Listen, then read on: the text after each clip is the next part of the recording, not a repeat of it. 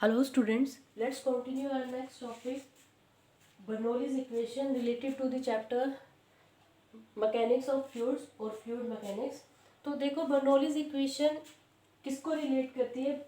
Bernoulli equation is relating the speed, pressure and height of a fluid at a particular point. ये देखो ये black सी क्या दिखा रखी है, ट्यूब दिखा रखी है, and in this tube the fluid is flowing. Okay, suppose initially fluid था ए बी पॉइंट के बीच में फ्लूइड प्रेजेंट था, ठीक है. Again volume of fluid present होगा, ठीक है. नाउ स्मॉल टाइम में, ठीक है, डेल्टी टाइम में सपोज इस पे फोर्स लगा, ठीक है. सपोज फ्लूइड का फ्लो इस डायरेक्शन में है, तो ऑब्वियसली यहाँ पर क्या लग रहा होगा, फोर्स लग रहा होगा. फोर्स लगने का मीनिंग क्या हुआ, प्रेशर इनटू एरिया. तो ए पॉइंट पे प्रेशर है सपोज P1, ठीक है. ए पॉइंट पे प्रेशर है सपोज P1 एंड एरिया है सपोज A1. सही है. प्रेशर कितना देखो फ्लूइड अगर इस डायरेक्शन में जा रहा है तो यहाँ फोर्स लग रही होगी ना, ठीक है. तो पहले फ्लूइड था AB लेंथ के अंदर, अब फ्लूइड खिसक के या आगे मूव हो गया, ठीक है. अब किस लेंथ के अंदर है, A', B', ठीक है. तो डिस्प्लेसमेंट ऑफ फ्लूइड हुआ है, ठीक है. कितना डिस्प्लेसमेंट हुआ, इतना डिस्प्लेसमेंट इसमें हुआ है, सही है. तो कितना फोर्स लग रहा था इस पे, F1 फोर्स लग रहा था, सही है. चलो अब ये देखो लिक्विड जो है हर एक सरफेस पे कैसा फोर्स लगाता है, परपेंडिकुलर फोर्स लगाता है ना, ठीक है. कैसा फोर्स लगाता है, परपेंडिकुलर फोर्स लगाता है. तो अब हमारे पास देखो ए पॉइंट पे प्रेशर कितना है, P1 प्रेशर है. बी पॉइंट पे प्रेशर कितना है, ठीक है, फोर्स लग रही है F2 और F2 के कोरस्पॉन्डिंग प्रेशर कितना है, P2 A2, ठीक है. F2 के कोरस्पॉन्डिंग प्रेशर कितना है, P2 A2. तो pressure at A point is P1, pressure at B point is P2, सही है. फोर्स कितना है, P1 A1 है ना, फोर्स कितना है P1 A1 और फोर्स बी पॉइंट पे कितना है, P2 A2, ठीक है. तो यानी यहाँ पर प्रेशर कितना लग रहा है, P1 और बी पॉइंट पे प्रेशर कितना लग रहा है हमारा, P2 प्रेशर लग रहा है, सही है. तो किसी भी ट्यूब, जो ये ट्यूब है, इसके किसी भी पॉइंट पे pressure of fluid, height of fluid, ठीक है, एंड स्पीड ऑफ फ्लूइड को रिलेट करती है कौन सी इक्वेशन, बर्नौली इक्वेशन, ठीक है. तो देखो जब फ्लूइड फ्लो कर रहा है, ये हमारे पास है ग्राउंड लेवल. तो ग्राउंड लेवल से ये जो ट्यूब है सपोज कितनी हाइट पे है, ए पॉइंट है, ये डिस्प्लेसमेंट स्मॉल ही है, ए से ए डैश तक की डिस्प्लेसमेंट फ्लूइड की स्मॉल डिस्प्लेसमेंट है. तो ए डैश पॉइंट अप्रोक्सीमेटली कितनी हाइट पे, H1 हाइट पे, बी डैश कितनी हाइट पे है, H2 हाइट पे, ठीक है. तो हाइट इंक्रीज हुई ना, ए डैश से बी डैश तक जाने में हाइट क्या कर गई हमारी, इंक्रीज हुई, ठीक है. या ए बी में था इनिशियल वॉल्यूम, अब वो कौन से पॉइंट्स के बीच में कन्फाइंड है, ए डैश बी डी. तो ए बी से ए डैश बी डैश में जाने में, ठीक है, हाइट क्या कर गई, इंक्रीज कर गई. हाइट इंक्रीज करने का मतलब पोटेंशियल एनर्जी इंक्रीज हुई, ठीक है ना. पोटेंशियल एनर्जी किसके अगेंस्ट वर्क हो रहा होगा, या वेट की अगर बात करें, इस क्रॉस सेक्शन में फ्लूइड का वेट भी होगा. तो वेट किस तरफ लग रहा है, डाउनवर्ड डायरेक्शन में, ठीक है. वेट किस तरफ लग रहा है, डाउनवर्ड डायरेक्शन में. तो जो डाउनवर्ड डायरेक्शन में वेट लग रहा है, तो वो वर्क या जो वेट के थ्रू वर्क डन होगा वो नेगेटिव होगा किसके, चेंज इन पोटेंशियल एनर्जी के. वो भी हम आगे देखेंगे, ठीक है. तो हमें इसमें बेसिकली क्या लगानी है, वर्क एनर्जी थ्योरम लगानी है. वर्क एनर्जी थ्योरम क्या कहती है कि नेट वर्क डन, ठीक है, net work done is equals to change in kinetic energy. Work energy and power के चैप्टर में हमने किया है, net work done is equals to change in kinetic energy. तो ए बी से ए डैश बी डैश तक क्या हो रही है, डिस्प्लेसमेंट हो रही है. तो ए बी से ए डैश बी डैश तक ले जाने में क्या होगा, कोई ना कोई वर्क डन होगा, ठीक है, कोई ना कोई क्या होगा, वर्क डन होगा. तो वो नेट जो वर्क डन होगा वो किसके इक्वल पुट करना है हमें, चेंज इन काइनेटिक एनर्जी. तो हम सबसे पहले वर्क डन निकालते हैं कि यहाँ पे फोर्स लग रही है, देखो F1 फोर्स लग रही है और जिस वजह से फ्लूइड का क्या हो रहा है, डिस्प्लेसमेंट हो रहा है.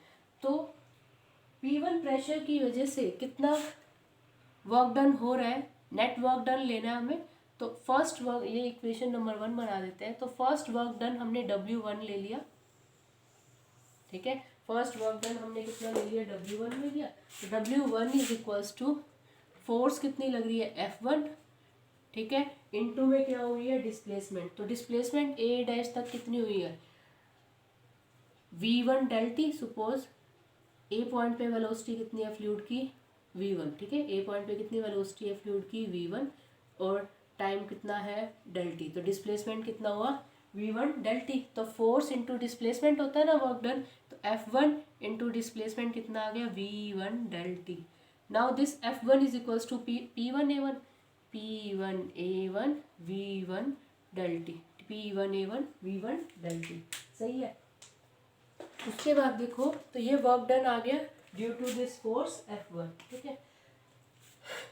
अब आपने इक्वेशन ऑफ कॉन्टिन्यूटी किया था। इक्वेशन ऑफ कॉन्टिन्यूटी क्या कहता है कि नेट वॉल्यूम जितना फ्लूइड का एंटर कर रहा है उतना ही एग्जिट लेगा, या जितना फ्लूइड का मास नेट एंटर हुआ है उतना ही एग्जिट लेगा, ठीक है।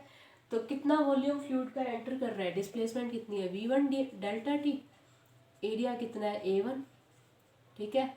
मास क्या होता है, कितना ए बी से A डैश B डैश तक मास में कितना मास चेंज हुआ है, तो हमने डेल एम ले लिया, ठीक है। तो डेल एम क्या ले लिया हमने, small mass of the fluid, ठीक है, small mass of this fluid. तो इस स्मॉल मास का फॉर्मूला क्या होगा, डेंसिटी इनटू वॉल्यूम। तो फ्लूइड की डेंसिटी रो, ठीक है। मास क्या होता है, डेंसिटी इनटू वॉल्यूम, तो रो इनटू में वॉल्यूम। V1 डेल टी क्या है, डिस्प्लेसमेंट। एरिया से हम ये डिस्प्लेसमेंट मल्टीप्लाई करेंगे, तो इस A1 एरिया के अंदर, ठीक है, कितना, ओ सॉरी, इस पूरे वॉल्यूम के अंदर कितना मास प्रेजेंट है वो निकल आएगा, सही है। And this is also equals to mass of the liquid in points B dash which is equals to fluid V2, ठीक है, V2 time del T, displacement हो गया ना, V डिस्प्लेसमेंट, और यहाँ पे एरिया है सपोज A2, ठीक है, यहाँ एरिया कितना है, A2।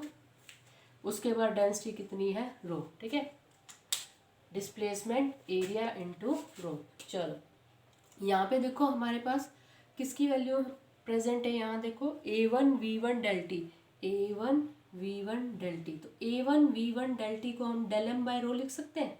A1 V1 del T को क्या लिख दोगे, डेल एम बाय रो, सही है, ठीक है। इन दोनों को इक्वेट करो, A1 V1 डेल टी को क्या लिख दिया हमने, डेल एम बाय रो। तो यही लिख देती हूँ मैं, स्पेस कम है।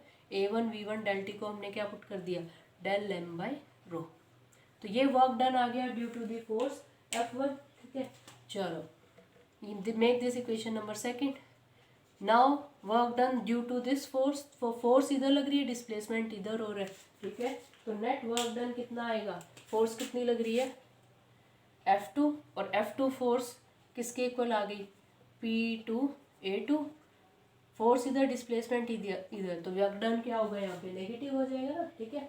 और work done is force into displacement, तो ये क्या आ गया, F2 फोर्स, डिस्प्लेसमेंट कितना हुआ, डिस्प्लेसमेंट हुआ है हमारा V2 डेल टी। यहाँ पे कितना डिस्प्लेसमेंट हुआ है, V2 डेल टी, ठीक है। डेल टी टाइम में फ्लूइड जो है कितना फ्लो हुआ है,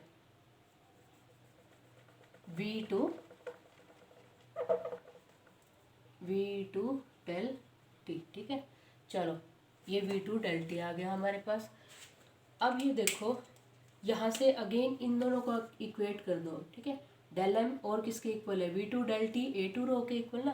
तो A2 V2 del T, A2 V2 del T यहाँ पे भी है, तो इसको भी क्या लिख सकते हैं हम, डेल एम बाय रो, ठीक है। A2 V2 डेल टी को क्या लिख सकते हैं, इन दोनों को इक्वेट कर दो ना, A2 V2 डेल टी को क्या लिख सकते हैं, डेल एम बाय रो। तो A2 V2 डेल टी को मैं रिप्लेस करके किससे रिप्लेस कर दूंगी, डेल एम बाय रो। तो ये दो वर्क डन तो आ गए हमारे पास। इस इक्वेशन में नेट वर्क डन की वैल्यू पुट करनी है, यानी W1 W2 total work done कितना हुआ, ये फोर्स के अगेंस्ट फोर्स वर्क कर रही है, ठीक है, और F2 फोर्स के अगेंस्ट वर्क हुआ है, ये हो गया हमारे पास। उसके बाद देखो वर्क डन, जो फ्लूइड का मास है, ठीक है, कितना मास है, डेल एम मास किसके अगेंस्ट वर्क कर रहा है, पोटेंशियल एनर्जी के अगेंस्ट वर्क कर रहा है, ठीक है। पोटेंशियल एनर्जी अबव राइज कर रही है और ग्रेविटी नीचे लग रही है ना, तो पोटेंशियल एनर्जी के अगेंस्ट वर्क कर रहे हैं। तो now third work done is negative of change in potential energy. कौन कर रहा है ये थर्ड वर्क डन? ये वर्क डन कर रहा है फ्लूइड का वेट, ठीक है। कौन वर्क कर रहा है? फ्लूइड का वेट। तो पोटेंशियल एनर्जी क्या होता है? देखो mgh। तो जितनी ज़्यादा हाइट इंक्रीज करेगी तो पोटेंशियल एनर्जी इंक्रीज हुई है ना, बट अगर यहाँ हमने mg फोर्स ले रखी है ग्रेविटी की, वो किधर लग रही है? डाउनवर्ड। तो net work done by the weight of the fluid is negative of change in potential energy. किसके इक्वल है? Negative of change in potential energy. तो W3 इज इक्वल्स टू क्या आ गया? चेंज इन पोटेंशियल एनर्जी लिख देते हैं हम। कितना हुआ है यहाँ पे? पोटेंशियल एनर्जी कितनी है? Minus fluid B B dash में कितना है? डेल एम जी, ये माइनस बाहर है overall, del m g H2 minus del m g H1, ठीक है। तो वर्क डन कितना आ गया हमारे पास? वर्क डन आ गया negative of del m g H2 minus del m g H1, ठीक है। चलो, तो नेट वर्क डन किसके इक्वल आया? Del m g H1 minus अंदर ले जाओ, del m g H1 minus del m g H2, ठीक है। थर्ड वर्क डन आ गया, work done by the weight of the fluid, ठीक है, which is negative of change in potential energy. Potential energy अगर अबव जा रही है तो वर्क वेट उसको नीचे पुल कर रहा है ना, तो वर्क डन कैसा होगा? नेगेटिव। तो चेंज इन पोटेंशियल एनर्जी हमने फाइंड आउट कर लिया, ठीक है। डेल एम जी एच, ये माइनस अंदर लेंगे ना, del m g H1 del m g H2, make this equation number 4। चलो, ये हुआ अब हमारे पास।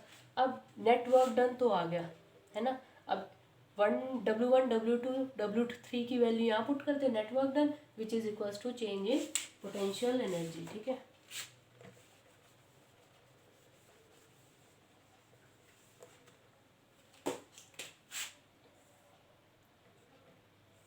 ठीक है, तो फ्रॉम इक्वेशन वन तो वह नेट वर्क डन कितना आ गया? W1 plus W2 plus W3 which is equals to change in kinetic energy. तो फ्लूइड की velocity at A point V1, fluid की वेलोसिटी एट B पॉइंट कितनी है? V2, ठीक है। चेंज इन काइनेटिक एनर्जी कैसे निकालेंगे? फॉर्मूला क्या होता है चेंज इन काइनेटिक एनर्जी का? हाफ, और मास ऑफ फ्लूइड कितना ले रखा है हमने? डेल एम V2 स्क्वायर, है ना।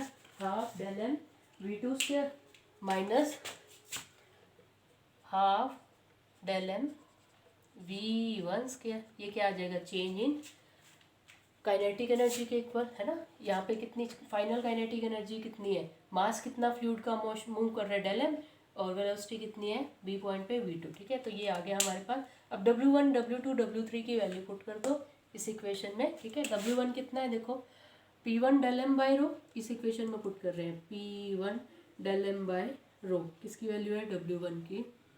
W2 की वैल्यू कितनी है? Minus P2 del m by rho, minus P2 del m by rho, ठीक है। और W3 की वैल्यू कितनी है? Del m g H1 del m g H1, ठीक है, minus del m g H2 del m g H2, ठीक है। W1 ये रहा, W2 ये पुट किया, ठीक है। W3 ये रहा हमारे पास, पुट कर दिया, विच इज इक्वल्स टू ये equation half del m V2 square minus half del m V1 square, ठीक है। तो देखो अब सब में डेल एम दिख रहा है, del m del m del m, ये तो कैंसिल आउट हो गया, मीन्स डेल एम सब में क्या हो जाएगा? कैंसिल आउट हो जाएगा, ठीक है। बस इसको मैथमेटिकली जितना सोल्व कर सकते हो कर दो। क्या आया हमारे पास? P1 by rho minus P2 by rho plus GH1 minus GH2 equals to V2 square by 2, ठीक है, माइनस V1 स्क्वायर बाय 2, ठीक है। अब क्या करोगे? 1 वाली टर्म से एक साथ ले जाओ और 2 वाली टर्म से एक साथ ले जाओ, ठीक है। यहाँ कर देते हैं 1 वाली कौन सी टर्म्स है, देखो P1 बाय रो, ये एक तरफ ले लेते हैं, प्लस GH1, 1 वाली टर्म ये रही, माइनस V1 स्क्वायर बाय 2 है ना, ये इधर आके क्या हो जाएगा प्लस V1 स्क्वायर बाय 2। चलो ये यहाँ पे क्या है देखो, P1 बाय रो तो इधर है ही, माइनस P2 बाय रो उस तरफ ले जाते हैं, प्लस P2 बाय रो हो गया, ठीक है। 2 वाली उस तरफ लेकर जा रहे हैं ना, तो यहाँ पे क्या माइनस GH2, उधर क्या आ जाएगा प्लस GH2, यहाँ क्या है प्लस V2 स्क्वायर बाय 2, ठीक है। तो ये इक्वेशन क्या है, बर्नौली इक्वेशन। 1 वाले पॉइंट्स कहाँ थे, यहाँ पर, 2 वाले क्या है यहाँ पर, ठीक है। तो P by rho GH plus V square by 2 क्या रहता है, कांस्टेंट रहता है, ठीक है।